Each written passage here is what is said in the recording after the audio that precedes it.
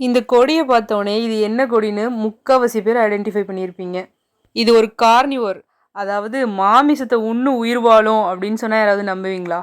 இந்த வீடியோ பார்த்தாலே உங்களுக்கு தெரியும். அது மொட்டு ஸ்டேஜ்ல இருக்கப்பயே அந்த மொட்டை சுத்தி நெறைய ஹேர் வந்துட்டு சரவுண்ட் ஆயிருக்கும். அதோட பர்ப்பஸ் என்னன்னு யாருக்காவது தெரியுமா? அது கூட பரவால்ல. அந்த ஹேர தொட்டாலே ஒரு ஸ்டிக்கியா இருக்கும். நம்ம நெறைய பேர் அது வந்துட்டு ஒரு அழகுக்காக அப்படின்னு நெனச்சிட்டு இருந்தோம். ஆனா அதுதான் கிடையாது. அங்க ஒரு பெரிய விஷயமே நடந்துட்டுருக்கு. அது என்னன்னு இப்ப சொல்றேன் பாருங்க.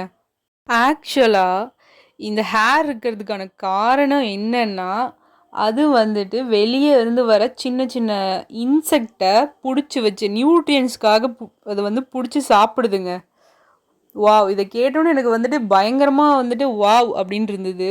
இவ்ளோ நாளா இது தெரியாம இருந்திருக்கோம் பாருங்களேன். நான் நெறைய நாள் யோசிச்சிருக்கேன். ஏன் இந்த மாரி ஸ்டிக்கியா இருக்கு அப்படின்னு. இப்போ தான் எனக்கு புரியுது ஏன் அப்படின்னு. இத பத்தி தெரிஞ்சோனே நான் செடிய தேடி கண்டுபிடிச்சு ஓடி போய் பார்த்தேன். இது உண்மையா இருக்காது அப்படின்னு. ஆனா இட்ஸ் ட்ரூ. இந்த ஒரு ஃப்ரூட்டே 10க்கு மேல பூச்சிய புடிச்சு வச்சிருந்துச்சு. இந்த ஒரு கிளிப்ல உத்து பார்த்தீங்கன்னா தெரியும். அந்த 2 பிளாக் கலர்ல இருக்கிறதும் பூச்சிங்க தான். ஃப்ரூட்டு தான் நியூட்ரியன்ட்ஸ்க்காக இன்செக்ட்ட புடிச்சு சாப்பிடுற ஒரே பிளான்ட் இதுதான் அப்படின்னு சொல்றாங்க உலகத்திலேயே. ஜஸ்ட் வாவ்ல! ஒவ்வொரு ஊர்லயும் ஒவ்வொரு பேர் வச்சு கூப்பிடுற இந்த செடிய நான் எப்படி கூப்பிடுறதுன்னு தெரில.